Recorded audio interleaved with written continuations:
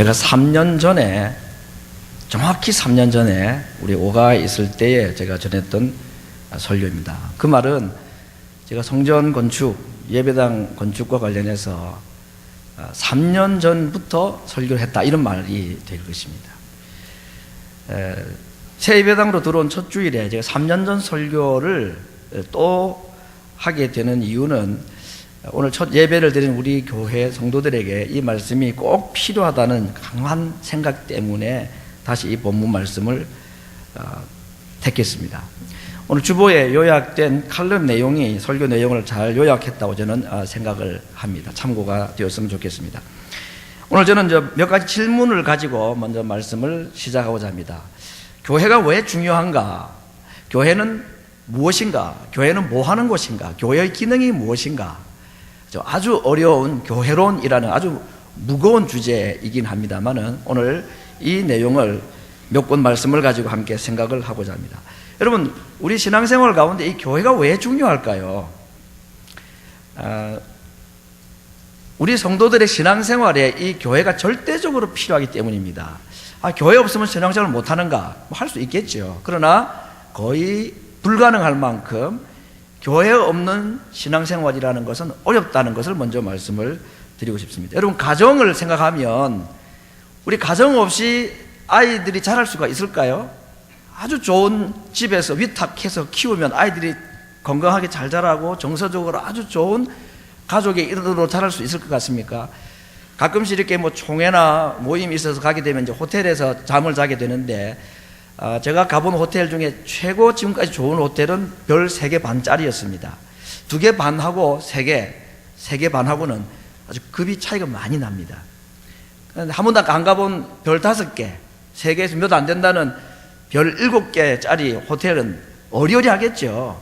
그냥 편안하고 너무 멋있는 숙소는 제공이 되겠지만, 그러나 거기서 우리가 살 수는 없습니다.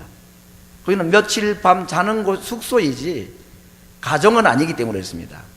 여러분, 가정이라는 것과 이 집이라는 것은 다른 개념 아닙니까? 아무리 좋은 건물을 가지고 있어도 좋은 가정이 될 수도 있고 되지 못할 수도 있듯이, 우리가 이 교회를 생각할 때에 우리 신앙에 있어서 이 교회는 가정과 같은 것이다 하는 것입니다. 좋은 건물에서 예배드리는 성도들이 좋은 신앙인으로 자랄 수는 없는 겁니다. 좋은 가정에서 좋은 자녀로 자랄 수가 있듯이 우리 신앙생활에 이 교회가 꼭 필요한 이유는 우리 신앙의 모태와 같고 어머니의 품과 같고 가정과 같은 곳이기 때문에 이 교회가 우리 신앙에는 꼭 필요하다 하는 것입니다. 인터넷에 들어가면 좋은 교회, 좋은 설교가들이 많이 있습니다. 그러나 내가 몸담고 예배드리는 교회만 못합니다. 그 이유는 거기서는 우리가 함께 만나서 이야기하고 함께 예배하고 함께 기도하고가 안 되기 때문에 그렇습니다. 그래도 교회 없이 우리의 신앙이 있을 수가 없기 때문에, 그래서 우리에게 이 교회가 참 소중한 기관이다 하는 겁니다. 요한 3서 2절에 보면 이런 말씀이 있는데, 요한의 유명한 기도문이지요. 사랑하는 자여, 내 영혼이 잘되는 것 같이 내가 범사에 잘되고 강건하기를 간구하노라 하는 말씀이 있습니다. 여기에 사랑하는 자 가이오라는 사람을 향해서 요한이 기도하는 유명한 기도문인데, 너의 영혼이 잘된 것과 같이 너가 범사에 잘되고 강건하기를 바란다. 이 말은 너의 영혼만큼만 육신이 잘 됐으면 좋겠다, 그런 기도 아닐까요? 너의 영혼만큼만 육신이 잘 됐으면 좋겠다.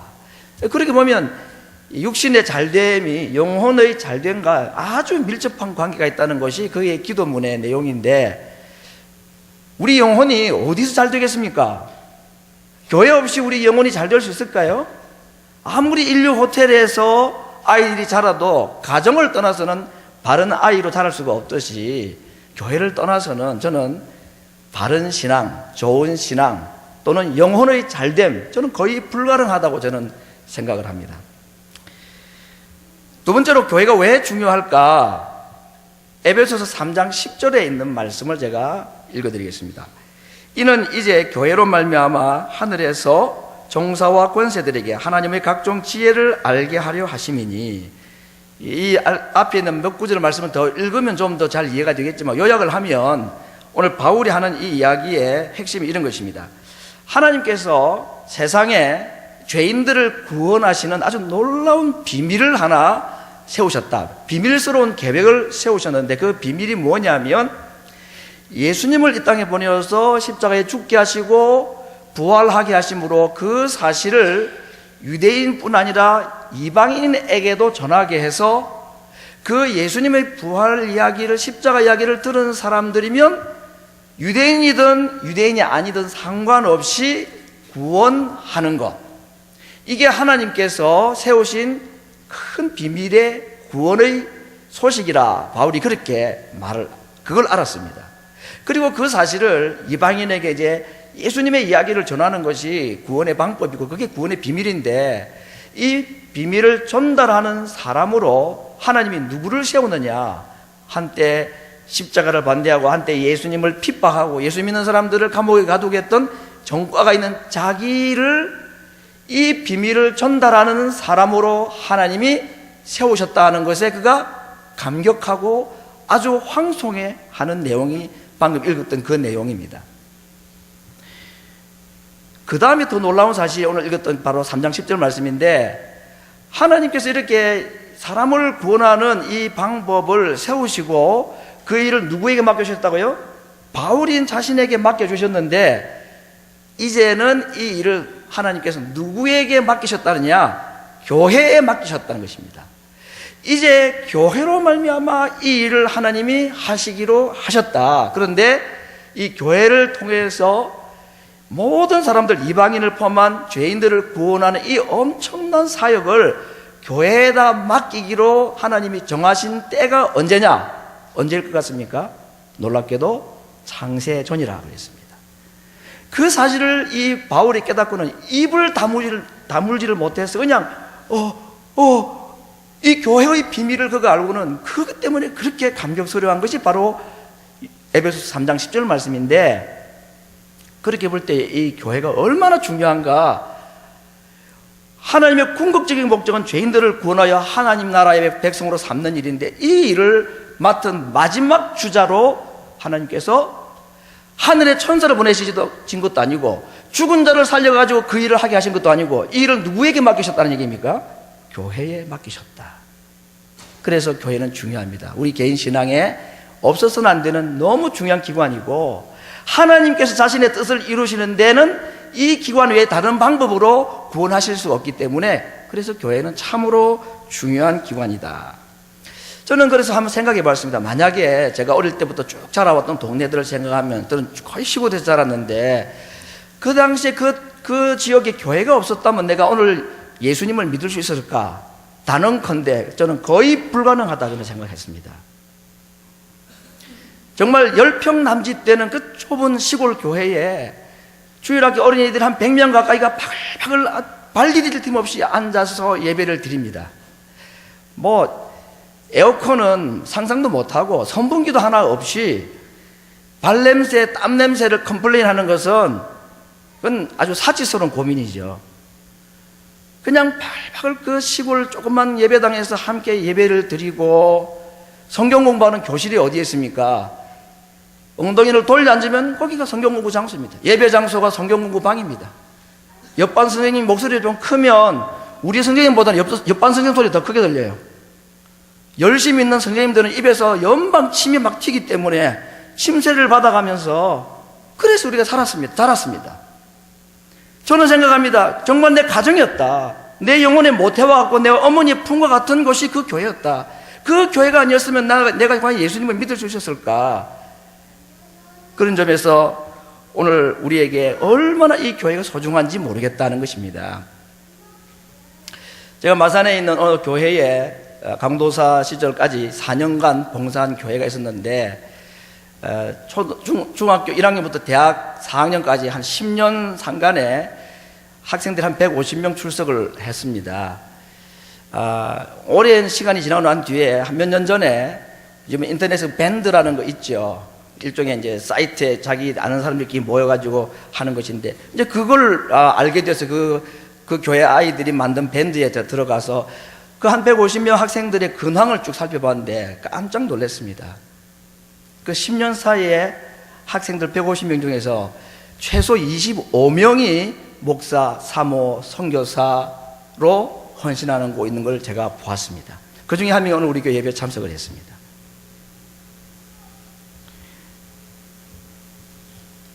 황 선교사님이 수고하고 있는 캄보디아를 가보면 90%가 넘는 그 불교 마을에 거기에 교회를 세우고 거기서 어린 아이들, 주일 학생들을 전도하고 거기서 중고등학생이 되고 신학생이 2명이 나왔습니다. 그리고 신학생들이 따베와 트무이에 각각 교육자로 지금 설교자로 봉사하고 있습니다.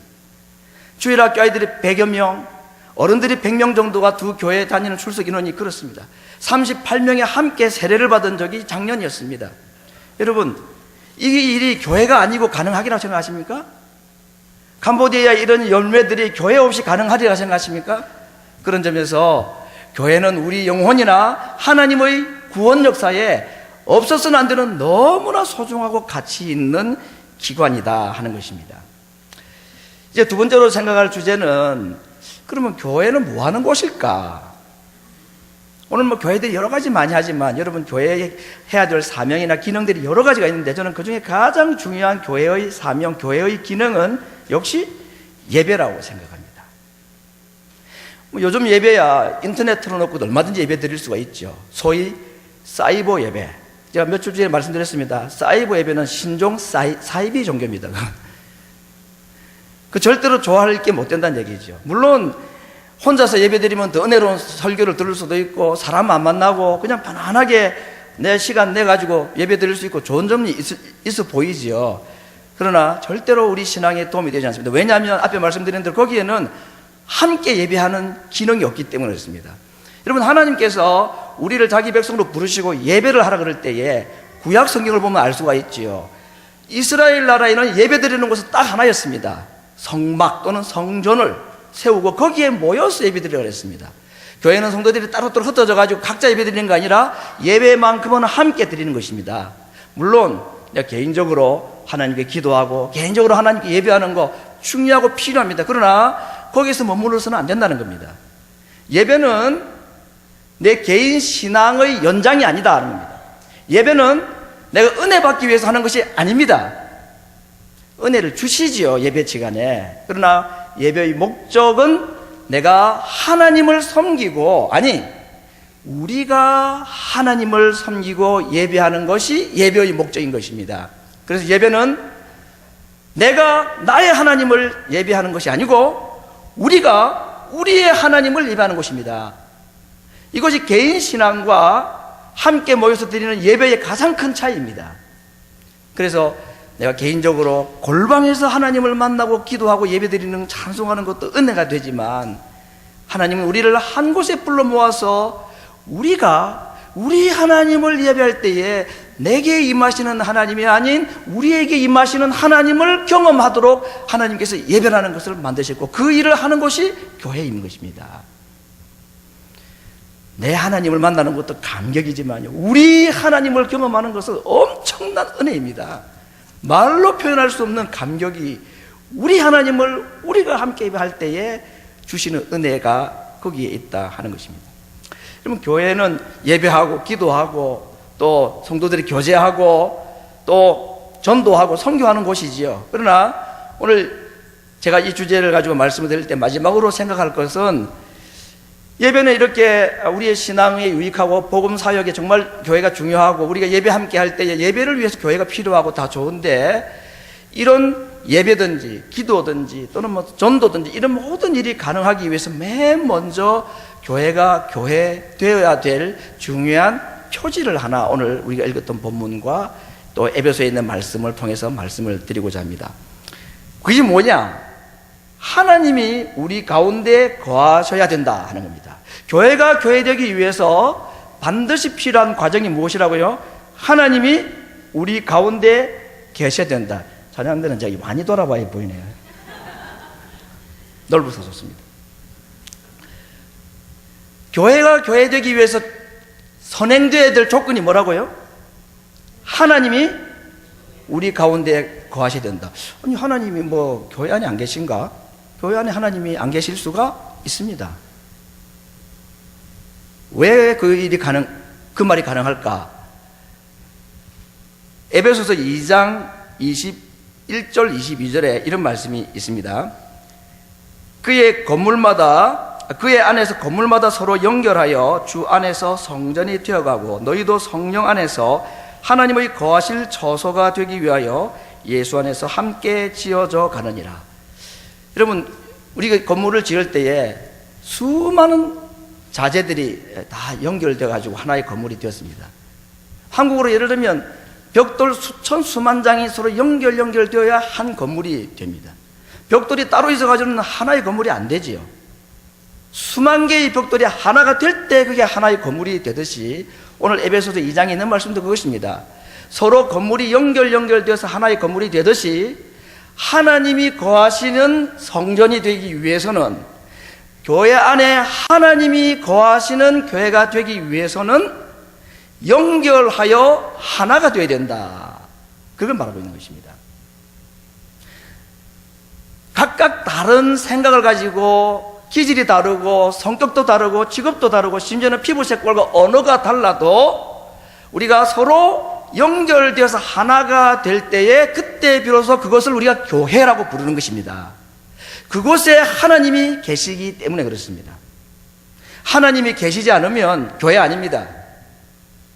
하나님이 안 계시는 교회에 있을 수 있습니다. 하나님이 어떤 교회에 거하실까요? 하나님이 어디에 계시겠습니까? 오늘 에베소 2장의 말씀에 의하면은 서로 연결이 되어 하나가 된 곳에 거하신다. 거기에는 이방인과 유대인이 관계가 없고 아무 구분이 없이 서로가 하나가 될 때에 거기에 하나님이 계신다. 그렇게 말씀을 했습니다. 사람으로 서로 만나서 사람끼리 어울려서 만들어진 이 보이지 아니하는 교회, 이 건물 교회가 아니라 사람으로 만나서 만들어진 이 건물 교회가 아닌 사람 교회, 이 교회, 우리 안에 하나님이 거하시기 위해서는 우리가 하나가 되는 것이 필요하다. 요한 1서 4장 12절 말씀을 제가 한 곳 더 읽어드리겠습니다. 어느 때나 하나님을 본 사람이 없으되 우리가 서로 사랑하면 하나님이 우리 가운데 거하시고 그의 사랑이 우리 안에 온전히 이루느니라. 하나님을 본 사람이 있습니까? 아무도 없습니다. 하나님께서 내 친구라고 일컬었던 모세마저도 하나님은 자기의 모습을 보여주는 것을 거절했습니다. 그래서 뒷모습만 살짝 보여주셨다고 성경 기록하고 있죠. 우리 가운데 하나님을 본 사람은 아무도 없습니다. 그런데 어떻게 하기만 하면 우리가 보이지 아니하시지만 하나님 우리 가운데 계신 것을 알 수 있을 만큼 확실한 하나님을 느낄 수 있는 조건이 있습니다. 너희가 서로 사랑하면 그랬습니다. 우리가 서로 사랑하면 그 가운데 하나님이 거하신다 그랬습니다. 보이지는 않지만 하나님 우리 가운데 계시다는 것을 느낄 수가 있다고 말씀했습니다. 구약 이스라엘 백성들이 성막이나 성전에 법궤가 있죠. 지성소 안에 그 법궤 위에 법궤의 뚜껑이라고 할 수 있는 속죄소라는 기구가 있습니다. 하나님께서 그 법궤 위 뚜껑에 해당되는 속죄소, 거기는 두 천사가 날개를 서로 맞닿아 서로 있는데 거기에 생긴 타원형의 공간이 이제 있게 되는데 거기가 하나님이 계시는 장소라 그랬습니다. 성막이나 성전이 중요한 이유는 건물 때문이 아닙니다. 솔로몬은 금으로 내부를 칠갑을 하다시피 하면서 성전을 만들었습니다. 근데 그가 성전 봉헌식 할 때 기도할 때 뭐라고 말했느냐? 하늘의 하늘이라도 하나님께는 합당하지가 않습니다. 내가 지은 이 건물에 하나님이 계실 수가 있겠습니까? 그랬습니다. 하나님은 솔로몬이 지은 성전 가운데 어디에 계셨느냐? 황금으로 칠갑된 그 성소가 아니라 지성소 안, 정확히 말하면 법궤 위 속죄소에 계셨습니다. 거기가 하나님이 계시는 곳이라고 그랬습니다. 여러분, 속죄소는 신약으로 말하면 예수님을 상징합니다. 죄를 용서하는 곳이란 말이죠. 은혜를 베푸고 죄를 용서해 주는 장소, 그 말입니다. 예수님이 속죄소라고 그랬습니다. 그러므로 하나님은 구약시대부터 신약시대까지 어디에 계십니까? 예수님의 사랑이 실천되는 곳에 계셨다는 그런 말이 되는 것입니다. 하나님은 어디 계십니까? 정말로 사랑을 나누고 사랑을 실천하는 그곳에 하나님이 계신다, 그렇게 말했습니다. 예수님의 사랑이 가장 잘 나타나 있는 것이 십자가 아니겠습니까? 그러므로 구약시대에 지성소 안 속죄소에 계셨던 하나님은 예수님과 함께 계셨고, 예수님의 십자가 위에 하나님의 사랑이 함께 임했고, 오늘 그 예수님의 사랑을 받은 자들이 그 예수님의 사랑을 실천하고 그 사랑을 베풀고자 하는 사람들 속에도 하나님이 계시겠다고 약속하셨다는 겁니다. 솔로몬 성전에 있었던 지성소 안 속죄소에 계셨던 하나님을 이제는 어디에 거하게 하셔야 되느냐? 우리 가운데에 거하게 해야 된다 하는 겁니다. 어떻게 하나님을, 지성소에 계신 하나님을 우리 가운데 거하게 하실 수 있습니까? 예수님의 사랑을 받은 자들이 다른 사람을 그러한 모습으로 사랑을 할 때에 하나님은 그곳을 지성소라고 여기시고 계시겠다고 약속하신 것입니다. 솔로몬의 성전도 하나님의 계시기에 합당한 장소가 아니었습니다. 하물며 우리가 지은 이 건물 안에 하나님을 모시고 하나님을 이 건물 안에 가둬둘 수가 있겠습니까? 하나님, 우리 안에 거하게 해야 된다. 그것은 우리가 주님의 사랑을 받은 자로서 서로 사랑할 때에, 때로는 우리가 사람 때문에 힘들어할 때가 있지요. 그래서 만나고 싶지 않고 함께 예배드리고 싶지 않고 또 내게 마음에 아픔을 주고 상처를 준 것 때문에 내가 실망하고 그러는 사람들이 어디에 가도 다 있게 마련입니다.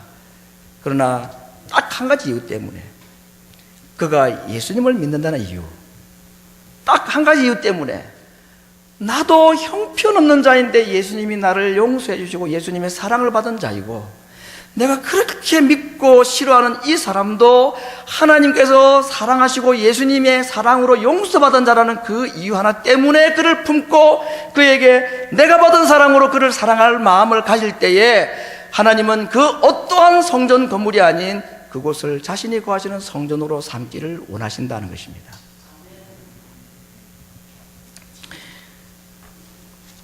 성전은 결국 하나님이 거하시는 곳입니다. 하나님이 계시지 않으면 성전이 아니지요. 솔로몬이 지은 성전, 법궤, 그 위에 속죄소가 없으면 성전은 아무 의미가 없죠. 그냥 금으로 만든 화려한 창고 건물에 불과하지 않습니까? 지성소에 법궤 위 속죄소가 없는 성전은 그냥 창고 건물입니다. 하나님이 안 계십니다, 거기에. 하나님이 안 계시면 아무리 화려한 성전도 성전이 아니다. 우리가 이제 새 예배당을 완공하고 오늘 첫 예배를 드립니다.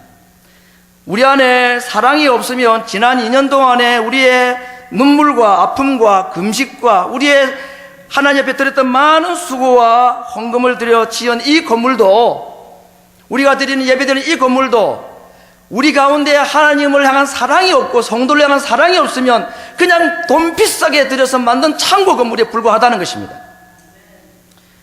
솔로몬 성전도 하나님 앞에 합당하지 않았다면 이 예배당 안에 드리는 우리들은 어떤 성전을 지어 드려야 될 것인가? 하나님이 계실 수 있는 성전을 지어 드려야 되는 것입니다. 나의 힘으로는 정말로 하기 어려운 것입니다. 남을 사랑한다, 참으로 어려운 것이죠. 하나님, 그거 안 됩니다, 그거. 예수님이나 하는 거지, 그걸 나한테 하라고 하면 어떡합니까? 저는 해도 안 되고 포기하겠습니다. 그렇게 말하면 하나님께서, 그래, 너 주제를 잘 파악했네. 그게 쉬운 일이 아니지. 내 아들이나 하는 일이지. 그래, 그냥 포기해. 그러시겠습니까? 아닙니다. 내가 도와줄게. 왜 안 된다고 말하느냐? 내가 도와준다고. 사랑할 마음, 용서할 마음을 가질 때에 하나님이 도와주십니다. 그래서 내 힘으로 하는 것이 아니라 하나님의 힘으로 하나님이 거하시는 성전을 그렇게 우리가 지어가는 것입니다.